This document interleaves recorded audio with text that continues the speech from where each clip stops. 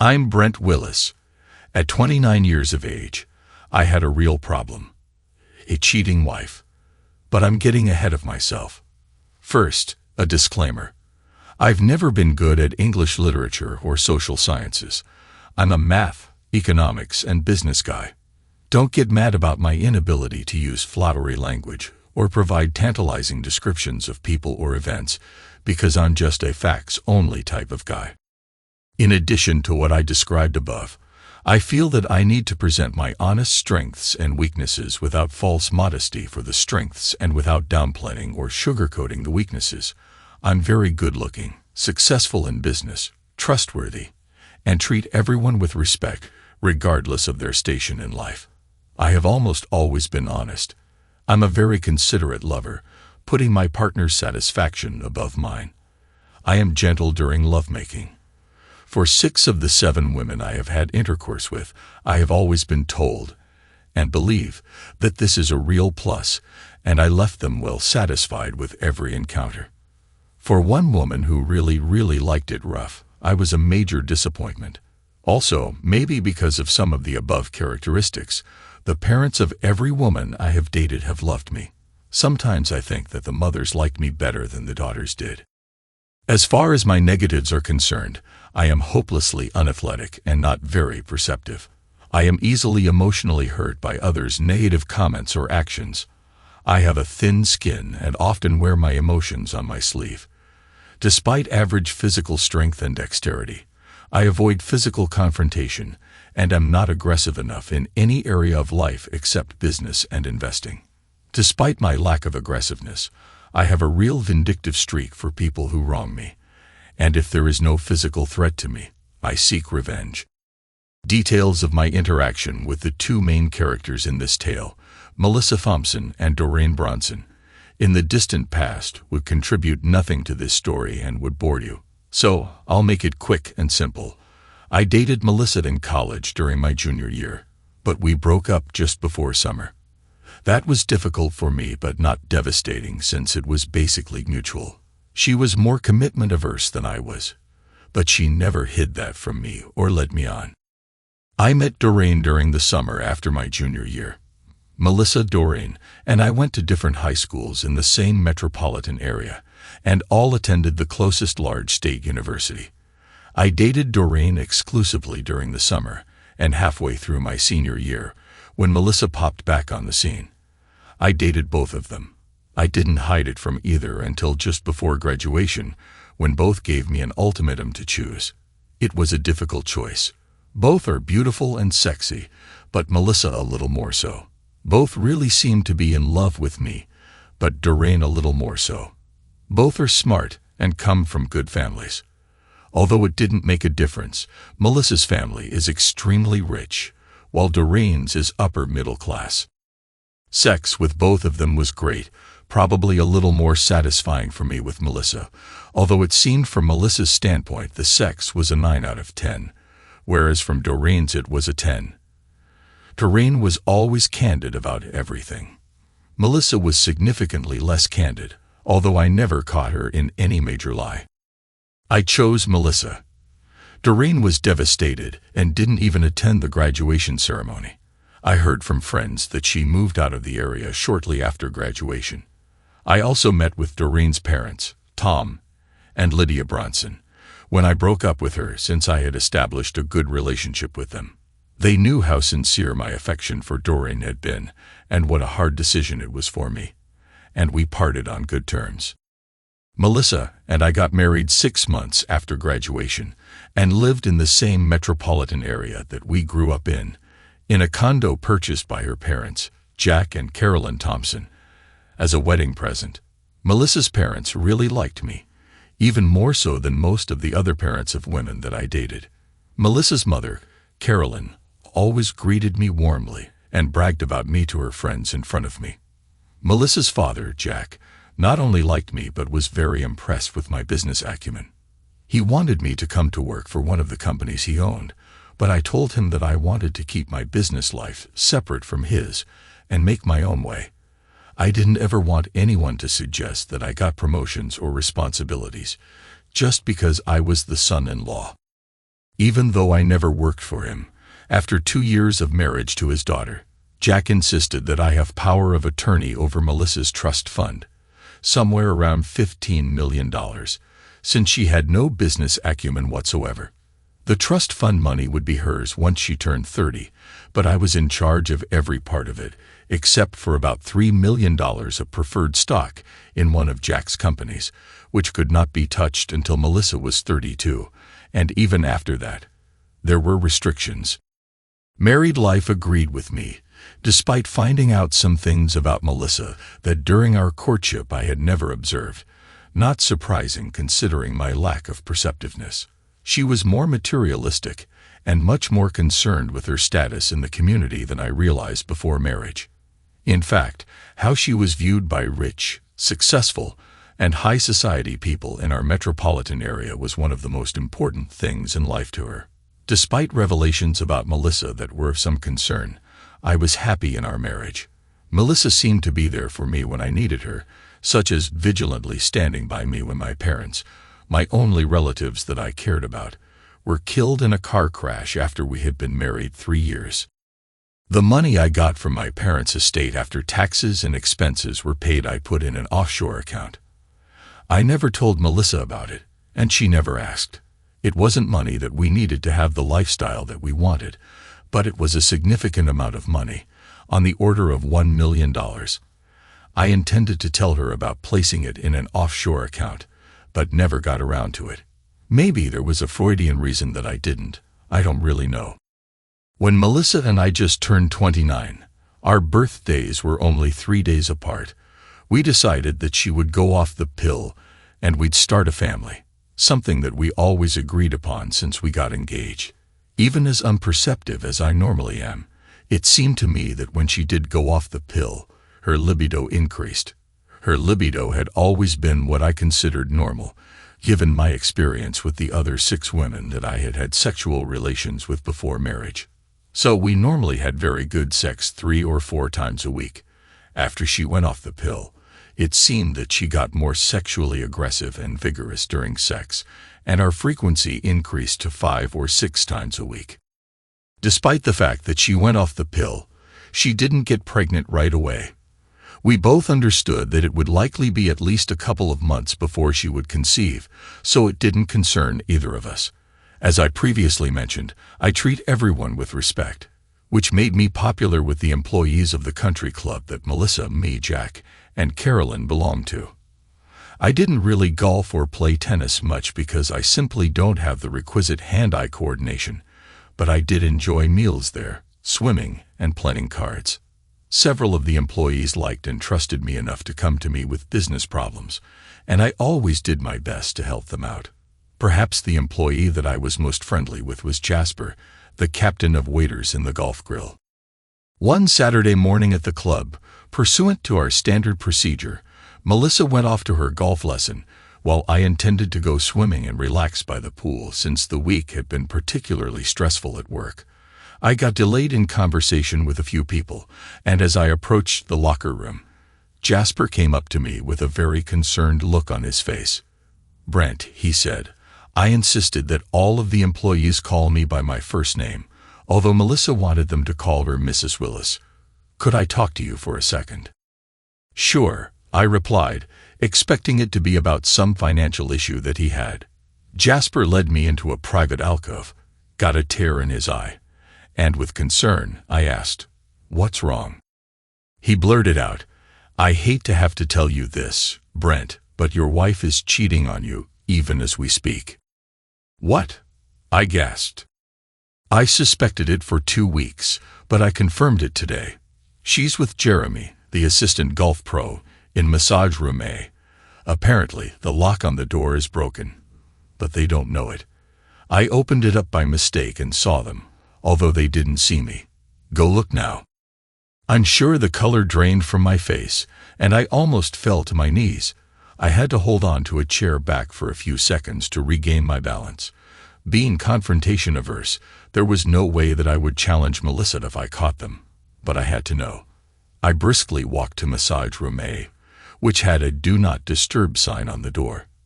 I cracked it open. The lock didn't work just as Jasper said. There was Melissa on her hands and knees on the massage table with Jeremy's tool in her, while she moaned, "Harder, do me harder." Before I closed the door, I did notice that he had a condom on, but my vision quickly became blurry after that. After I closed the door, I collapsed onto the floor. My mind was in turmoil. To say that I was devastated would be the understatement of the decade. I finally regained enough awareness to realize that I needed to get out of there. As I hurriedly exited the building, I went past Jasper and was able to cough out, "Thanks for telling me, but do not tell anyone else under any circumstances, please," before tears formed in my eyes. Jasper replied with real concern in his voice, "You got it. Sorry, man." I drove in a fog until I came across a bar that was open. It was a relatively high-class bar in a nice part of town, actually the suburb that Dorene's parents lived in near some restaurants and clubs. I almost never drank hard liquor, and rarely more than 2 glasses of wine a day if I drank at all. I got absolutely plastered sitting at a table by myself in a corner of the bar. By the time that I stumbled out of the bar, it was dark, and I was beyond drunk. My plan was to get into my car without a seatbelt on, and crash it into a brick wall and kill myself.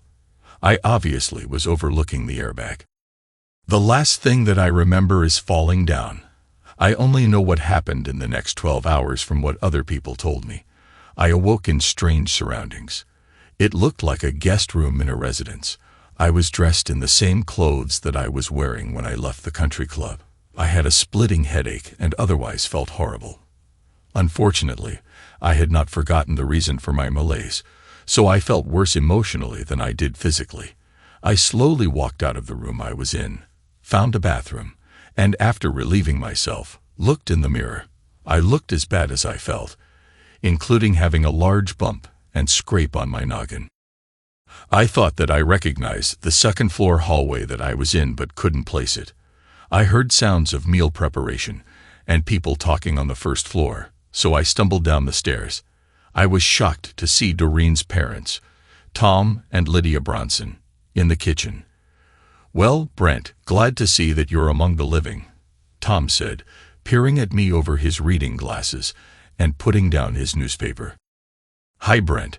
Breakfast will be ready shortly," Lydia chirped from near the stove. "Tom, Lydia, I have no idea how I got here," I mumbled. "Have a seat, Brent," Tom said, getting up and helping me into one of the kitchen chairs, "and I'll tell you the story." "Thanks, because I have no recollection of anything after I left the bar during what I presume was last night and was trying to find my car," I mumbled. Tom proceeded to relate the story with Lydia, occasionally throwing a comment out. Basically, Tom and Lydia were going to meet some friends at a restaurant about a block from the bar I came out of. As they walked toward the restaurant, they saw a guy fall and hit his head on the sidewalk and went over to help. When they determined that it was me, Lydia went to get their friends. They and their friends helped me to their car and drove me to their house, canceling their dinner plans and getting takeout with their friends instead. "I'm so grateful that you helped me out," I said. "I'm particularly grateful that you brought me here instead of to a drunk tank or a hospital." As Lydia brought some pancakes and juice to the table, she replied, "Considering what you were mumbling, we thought it best to just bring you here. Get some food in you. You need it." "What did I say?" I asked, completely perplexed. "That can wait until after breakfast," Lydia responded while dishing me a stack of hotcakes. At breakfast, the 3 of us talked about a number of things, but not about the previous night. Of course, I inquired about Dorene, and they told me that she had been married for 3 years, but was now divorced, and had moved back to the area, and lived only about 10 miles away. She was a successful entrepreneur. "Is she still as beautiful as she was in college?" I asked wistfully. "You'll have to judge that for yourself. She'll be here shortly," Tom replied. "What?" I yelped. "She can't see me like this." "She won't mind," Lydia nonchalantly replied. "She's anxious to see you, especially if what you mumbled last night is true." When breakfast was finished, and after I helped clear the table, the three of us went and sat in their living room. "What did I say last night?" I sheepishly asked. "There's no reason to relate everything," Tom said pensively. "Let me just hit the highlights, rather lowlights. Your wife Melissa was cheating on you. There is no way that you'd start a family under those circumstances. You drank hard liquor for the first time in 2 years to drown your sorrows, and you were planning on killing yourself. Does that about sum it up, Lydia?" "Those are the lowlights," Lydia responded with a bemused look on her face. I buried my head in my hands. After a minute or so, I raised my head. "I'm so sorry to burden you with my problems," I said on the verge of tears. "I really don't know what I'm going to do, but I likely would have killed myself last night if I had been able to get to my car. I think that you need to know that I'm very emotional," I continued, choking up. "Sensitive, a quality that I've always admired in you, Brent, but maybe too sensitive for your own good," Lydia said, walking over to me and holding my hand. After we talked in generalities for a few more minutes, the front door opened, and in walked Dorene. Except for a streak of blonde in her hair, Dorene looked virtually no different than she did the last time that I saw her 8 years ago. If anything, she looked slightly better. I was very nervous about what her reaction to me would be. I got the most pleasant surprise of my life. "Hi, Brent," she said in a voice so cheery that it seemed that me breaking up with her 8 years ago had never happened. "You look like hell," she giggled, "but I still need a hug." She held out her hands. I took them. She pulled me up off the couch, and she gave me a sincere, tight hug. After a few seconds of apprehension, I hugged her back, and then started sobbing. Lydia broke the tension. "I think that you two have some catching up to do. Tom and I have plans to go to the mall to shop. We'll be back in 2 hours," Lydia said, squeezing my shoulder. I seriously doubt that Tom had been planning on going shopping on Sunday morning and early afternoon, but he pretended like that was the most fun thing ever, and off they went. As soon as they left, Dorene cut right to the chase. "Brent, you know that we've both always been straight with each other. Is there any reason for that to change now?" After a slight pause, staring into Dorene's beautiful hazel eyes, I hesitantly said, "No, I really need a friend now. Someone that I can be candid with and open up to." "Good," she said with a grin. "Let me start. My marriage ended because my husband cheated on me. I can't blame him too much, however, because I'm sure that he sensed that there was only one man that I ever loved or likely would ever love, and it wasn't him. It was you. From what my parents tell me, I may have a chance to get you back, and if I do, I intend to take full advantage of it." I don't think that I would have been more stunned than if I had been hit by the electrodes of a taser.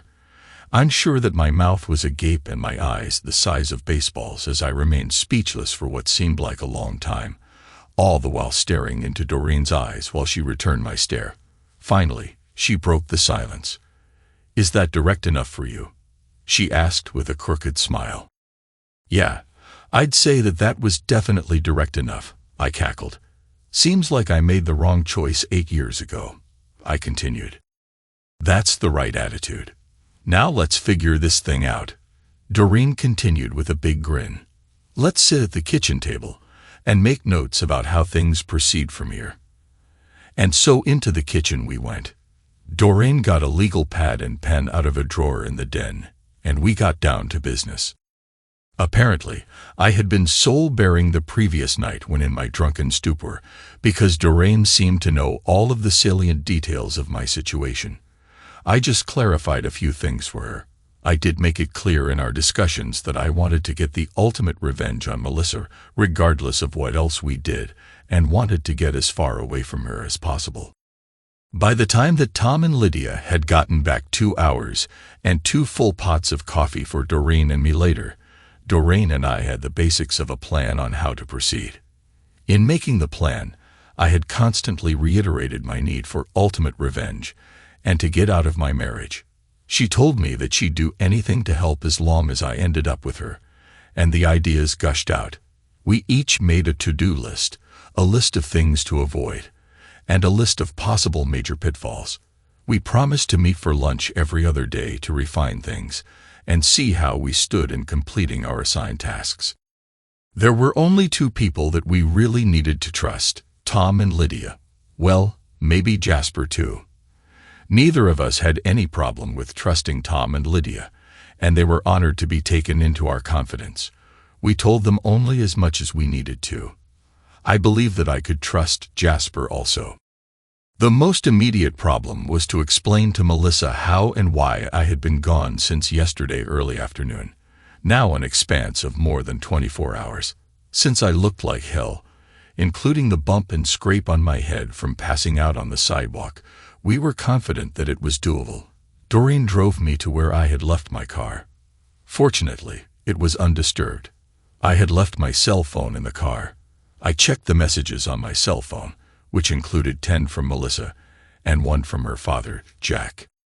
The first one chronologically was from Jasper. "Hey Brent," Jasper said. "Just thought that I'd let you know that I saw Melissa. She asked if I had seen you. I told her that you had an emergency come up and looked all around for her, including on the driving range and course, but that you couldn't find her or Jeremy. So you took off with instructions for me to tell her that you'd be in touch as soon as your emergency was resolved, and to take a cab home." She had a very distressed look but bought my story completely. "Good luck, man, and let me know if there is something that I can do to help." The messages from Melissa and Jack were all about the same, with increasing levels of concern about my whereabouts. Dorene and I decided that I would call Melissa and tell her that I had been mugged and had been taken, without ID, to a clinic, and that I would be home in an hour or so. I placed the call. Melissa sounded frantic when she answered the phone and relieved. I cut the call short. Dorene and I kissed. Not a full-blown passionate one, but not just a good friend's kiss either. I need to remain true to Melissa until our plan plays out, I told Dorene. "That doesn't surprise me," Dorene said with a big smile. "Once it does play out, however, I'm going to screw you to death," she chuckled. "Woe is me," I dramatically replied. "My only concern is if you can act properly with Melissa in a way that doesn't raise her suspicions," Dorene said. "That's my major concern too," I replied, "given how emotional I am. But you've given me the courage to do it, since I know that there's a pot of gold at the end of the rainbow. I'll find a way," I said with a determined look on my face. Dorene smiled. We exchanged one more quick kiss, and I was off, first to buy some Plan B pills and a burner phone at the pharmacy, and then home. Melissa and her parents were bordering on hysterical when I got home. My appearance gave them no reason to doubt my story about the mugging, since my head injury was real, my clothes dirty and disheveled, and my hair a mess. I had hidden my wallet in the car and would pretend that I had to get new credit cards and a new driver's license since they had been stolen, although thankfully my car keys had not been. Having Melissa's parents there helped. I may not have been able to pull it off if they hadn't been there, since my anger boiled to just below the surface when I saw Melissa, but I remained relatively calm and played the disordered story victim to the hilt.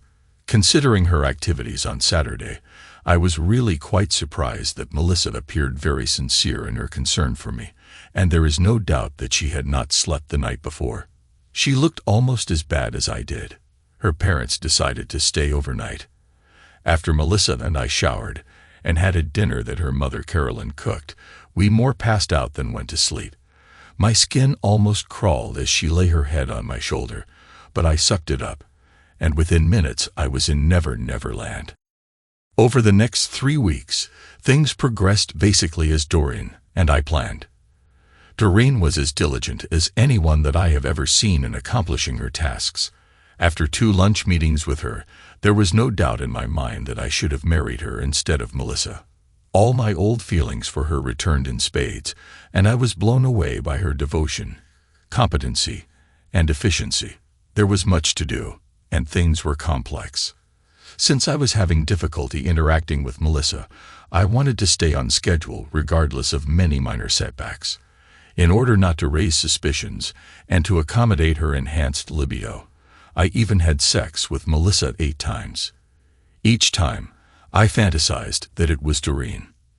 In the morning after each session, I crushed up a Plan B pill and included it in the breakfast that I lovingly made for Melissa and watched her to make sure that she ate it before I left for work. There is no way in the world that I wanted a child with her. It sounds strange considering how horribly upset and devastated I was when I witnessed Melissa's cheating, but 3 Saturdays after that terrible event, I was hoping that Melissa would be cheating again. I needed her to be in order to execute my plan. Using the burner phone that I had purchased at the same time as the Plan B pills, I called Dorene first thing Saturday morning to ensure that everything was on track. It was. I kissed Melissa for the last time as we parted on Saturday morning at the country club, she to go to her golf lesson, and me to swim. I tracked down Jasper, got his pledge not to ever tell anyone that he had told me about Melissa's cheating, or that I witnessed it 3 weeks earlier, and gave him $10,000 in cash.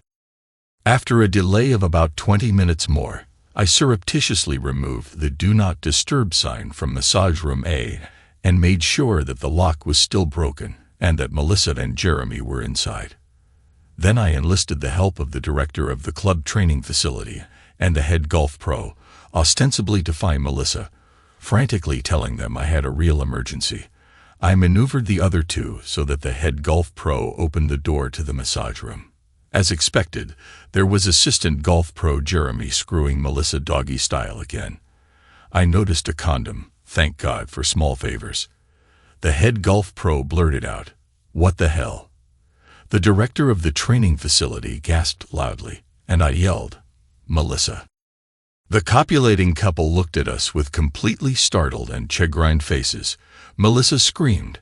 Jeremy quickly pulled out and tried to pull up his pants, which were bunched around his ankles.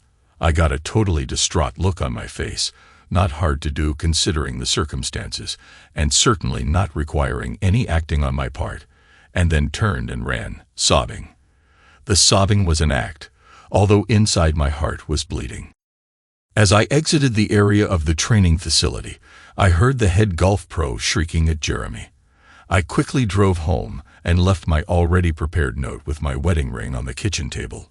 I also left my regular cell phone there since I did not want to take the chance that it could be used to track me.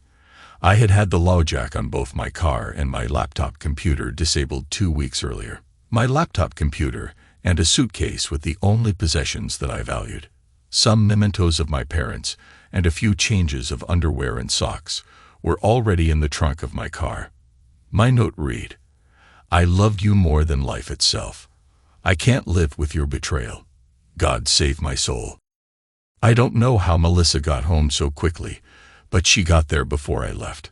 I would rather not have seen her, but it may actually have worked out for the best as far as partially satisfying my need for revenge was concerned. Melissa was genuinely panic-stricken. She kept grabbing me. I kept pulling away. She kept trying to make eye contact. I avoided. She yelled things like, "Going off the pill made me too horny. My hormones are all screwed up. It was just sex.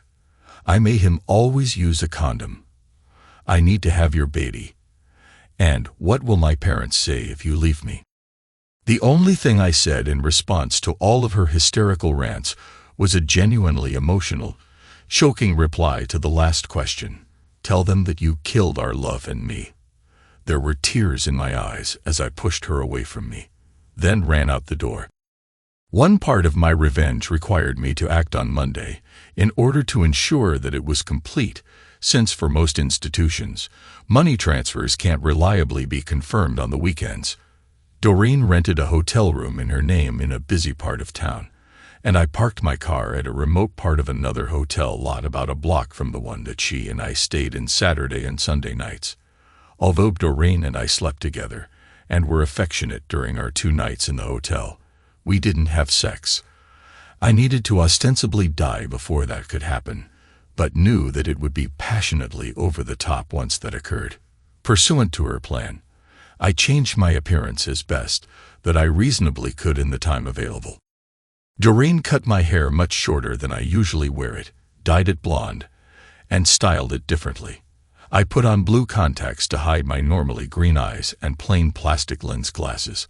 I applied a fake professional blonde mustache that looked entirely real, and I wore clothes that Dorene had purchased for me that were vastly different than the type that I normally wore. Dorene and I went to a movie Saturday and Sunday nights in a theater adjacent to the hotel, ate most of our meals via room service, and went over our plans again and again so that we knew every detail by heart. Monday morning, I made electronic transfers of the assets worth approximately $12 million in Melissa's trust fund that I legitimately had complete control over to 6 different charities that Dorene and I had obtained all of the necessary electronic transfer information for. 5 of the transfers went through, the 6th did not, and there was no time to try and get information about another charity. So the 5 transfers would have to do. One of the 6 charities was one that Dorene had set up several years ago, and which she still had operative control of. After we made the transfers and got confirmation that they had been completed, Dorene drove me to my car. That's when there was a major glitch in our plans. I underestimated the resolve and influence of my father-in-law. Apparently, he had virtually every law enforcement officer in the city looking for my car, because when we got to it, there was a squad car sitting right next to it with a policeman inside. We needed my car because it had been specially modified to execute the major part of our plan. We had made some contingency plans, including purchasing a disguise for Dorene and a backup disguise for me. Dorene's nimble mind immediately came up with a solution. She put on her disguise, ran up to the squad car, and frantically told the officer, "There's a guy in the hotel lobby with a gun." The policeman immediately got on his radio and then laid rubber driving from the remote area of the lot where my car was parked and toward the front entrance of the hotel. As soon as he was out of sight, I ran to my car, hopped in, and Dorene, and I took off for the remote coastal mountain road, where I had modified the guardrail. As I drove to my suicide spot with Dorene following behind me, I pushed a button on my laptop, which sent off all of the emails that Dorene and I had carefully written over the past 3 weeks. The emails were staged so that one would be sent every few minutes. It took about an hour for us to get to our desired location, and by then all of the emails would have been delivered. Dorene did a great job of crafting the emails while still using some of my catchphrases and other writing idiosyncrasies so that it would appear that they came from me yet were much more succinct and effective. The emails basically said that I was too weak a person to overcome the betrayal occasioned by my wife's extramarital sex and apologize for ending my life without personally saying goodbye. The emails included statements of the pain and anguish that I felt much more effectively than I would have been able to execute, although the statements did 95% accurately express my real feelings. The email to my father-in-law, Jack, was most poignant. I apologized to him that my need for both suicide and revenge was so great that I breached his confidence in me by emptying Melissa's trust fund and hoped that he could find it in his heart to eventually forgive me. The suicide spot had been carefully selected. There was a sheer drop-off from a mountain road to a part of the ocean that had severe but constantly changing undertows. The most ingenious investigator would conclude that no one could survive the fall off the cliff and that the person's body might never be found. And certainly, there was no way to accurately predict where it might end up if not beaten to pieces by wave and rock action or consumed by sea creatures. A few days earlier, I had put acid on the bolts at one part of the guardrail at the suicide spot and then another material that could simulate natural corrosion. My car had been modified so that by remote control, the accelerator rod within the engine compartment would be thrust forward, but when it reached its end of travel, it would actuate a small explosive device that would likely destroy it. Dorene and I parked our cars on the shoulder of the road of the suicide spot. We looked with binoculars until we were quite certain that there were no other vehicles within sight. Then I positioned my car so that it was facing the guardrail and about 30 meters away from the area where the guardrail bolts had been weakened. I actuated the remote control so that the vehicle accelerated. There was just enough momentum when my car hit the weakened guardrail to break through and fall off the cliff, landing in the ocean hundreds of feet below. Dorene and I had also disabled the driver's side airbag of my car and had impregnated the part of the leather wrapping on the steering wheel where my head would hit in an accident with my blood and tissue. We also put my fresh blood on the steering wheel leather wrap, but had impregnated it to be sure that some would remain in case the fresh blood was washed away by ocean wave action. The car windows were open, and the seatbelt was not attached. My wallet was loose in the car so that it would be sure to float out of it at some point and hopefully would be retrieved by divers. As soon as we saw the car hit the water, we got into Dorene's car and took off. We drove 400 miles away that day and 400 more the next, paying for everything with cash, until we got to our initial destination city, where Dorene had made arrangements to pick up a document helping to establish my new identity. We spent the first 2 whole days and 3 nights at our initial destination city in our hotel room. This time, we weren't just ordering room service. We were making love passionately. I expected my traumatic experience with Melissa to stifle my sexual abilities for a while. In actuality, the opposite was true. It was in large part due to Dorene's absolute devotion to me, as she clearly demonstrated by the excellent planning and execution of my escape and how sexy she was. I quickly found out that not only had Dorene become slightly better looking over the last 8 years, but that she had become significantly more passionate. So much so that our first time together, I broke from my normal tender lovemaking, and we made love intensely. After that, we alternated between gentle loving and animalistic passion more times in 2 days and 3 nights than I thought was humanly possible, at least for me. We were both completely sore and barely able to even walk or pee without pain. Before we left our hometown, Dorene had obtained a certified copy of a birth certificate from a child by the name of Alex Simmons. Alex was born in a rural area without computer records just a year before I was, and had died shortly after his birth. At our initial destination city, using a photograph with my new appearance, we purchased a customized counterfeit Australian passport in Alex Simmons' name. Dorene had determined that Australian passports were some of the easiest to forge and 2 weeks ago had located an expert forger in our initial destination city. My counterfeit passport was perfect. It even had fake trip stamps to and from Thailand and 2 other Asian countries, a fake stamp indicating entry into the U.S. a month ago, and a broken-in look to it. It would readily support my story that I was a Native American who had moved to Australia as a child and was now returning with my new birth certificate and passport in hand. We leisurely drove to our final destination city on the opposite coast from our hometown. We made a point of being intimate in every state that we traversed, even if it was for just an hour in a Motel 6. When we got to our final destination city, we rented an apartment and finalized plans to start our new life together.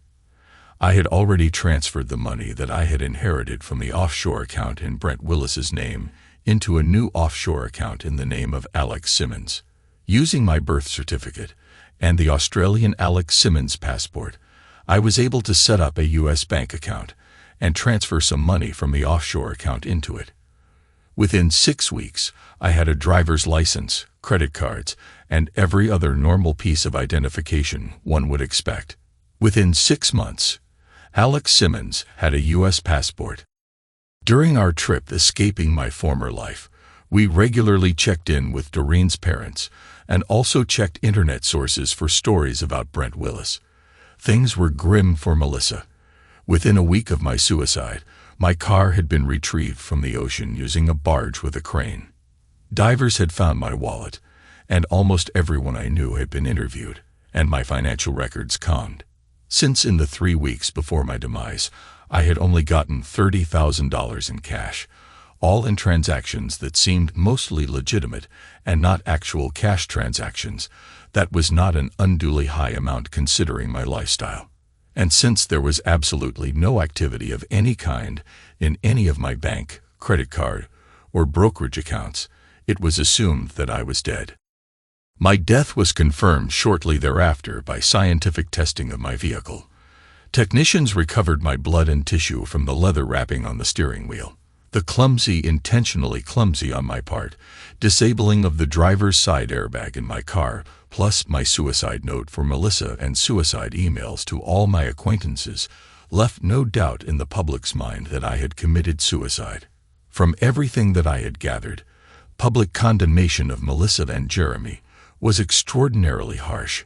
Of course, Jeremy immediately lost his job, and all indications were that the head pro at the country club would make sure that he never got another golfing-related job anywhere in the United States. He was reported to have left town within a week of being caught with Melissa. Melissa was a pariah in high society circles. She even suffered the indignity of being expelled from the country club, even though she would certainly have resigned on her own. Attempts by local reporters to interview her were unsuccessful, and there was no indication that she ever left what used to be our condo. One unfortunate part of the execution of my plan was what it did to Jack and Carolyn, Melissa's parents. I always knew that they liked me, but I didn't realize that they loved me as a son. One quote from Jack in the city's biggest newspaper reduced me to tears. "Our loving son is dead, betrayed by his wife. Please respect our privacy and let us grieve for our terrible loss." Dorene and I had just started our new life in our apartment when Tom and Lydia informed us that there was going to be a memorial service for me arranged by Jack and Carolyn. Although it was still long before I could legally be declared dead, there was no one who didn't believe that I had committed suicide. Dorene decided that she would attend the service and flew back from our new city to her hometown. When Dorene returned, I could tell that she was holding something about the ceremony back from me. She tried to be flippant about it, but I wouldn't have it. After a couple of days of me pestering her in tears, she told me about how awful it was. People that I didn't even recognize apparently cared that much about me. It was a very solemn event. Jack broke down several times trying to deliver a eulogy, which had to be finished by his brother. Carolyn looked like death warmed over, and quietly sobbed throughout the entire service. Melissa was not in attendance. She was reported to be in a mental health facility. Not only would no attempt be made by Melissa's family to recover the $10 million that I sent to charities from Melissa's trust fund, but the family gave $2 million more, the amount that I intended to send but wasn't able to another charity in my name. My memorial service was 4 years ago. I was legally declared dead 2 years after it. Dorene and I married as soon as Brent Willis was declared dead. We are now Mr. and Mrs. Simmons. When we got married, we already had a little girl, and we now have a little boy on the way. Dorene and I have no money problems. In addition to my inheritance, we have the money from the sale of Dorene's business to her employees and the salary that we get from the charity we work for. Ever since the charity that Dorene set up got their $2 million donation, they have had enough money to hire her as the full-time operations director and me as the financial director and investment counselor. Through the charity, we have been able to help hundreds of underprivileged families and get great satisfaction from our work, including by increasing our outreach every year. Tom retired, and he and Lydia moved to a place only about 15 miles from our house in order to be near us, and especially their granddaughter and their grandson-to-be. I love Dorene more than I ever loved Melissa, and she loves me more than Melissa ever did. That makes me feel guilty that I didn't choose her after college. The entire mess with Melissa and her family could have been avoided. I stopped trying to find out what had happened to Melissa, Jack, and Carolyn. The news was never good and just enhanced my guilt. The last that I heard, Jack and Carolyn had established a scholarship in my name at the college that Melissa, Dorene, and I had attended, and Melissa had gotten out of the mental health institution after 6 months of treatment and moved away. Dorene and I could not be happier with each other and our life together, except for one thing. We could not have more guilt than what we feel for how absolutely successfully my revenge was executed. We now know that not even guilty Melissa, let alone innocent Jack and Carolyn, deserved what we did to them. I wish that I was not such a coward and had confronted Melissa and divorced her. What ifs are a witch? Thanks to everyone who took the time to listen to today's stories. If you enjoyed it, please consider liking and subscribing if you haven't already. Feel free to share your thoughts on the events in the comments below. Take care.